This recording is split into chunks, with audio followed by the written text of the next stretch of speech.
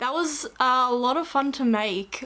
You may have noticed that there was a lot of sound effects in that, and if you didn't, maybe watch it again and then try watching it without sound and see just the difference that sound effects does actually make. All the sounds that you heard for that I got off a free website called Freesound, and sound can be an interesting way to tell a story. You had the shovel digging at the start, but you didn't actually see anything. So your mind kind of automatically assumes, well, someone's, digging a hole or something like that. And it's a bit creepy with the music. Audio can really sort of set the tone for your film.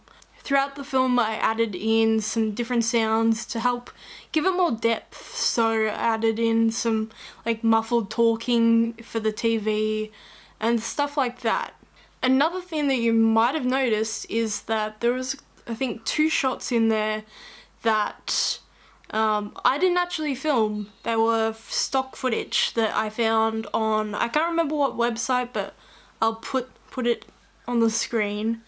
And as long as you're using royalty-free stock footage and you're not ripping someone off, because that's breaching copyright, but you can use stock footage in your films.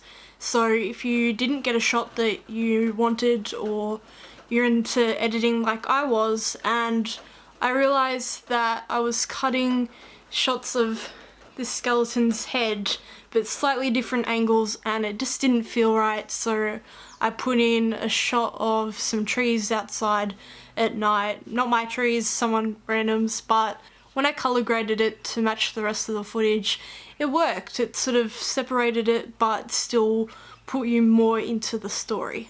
For this film, I didn't actually plan it.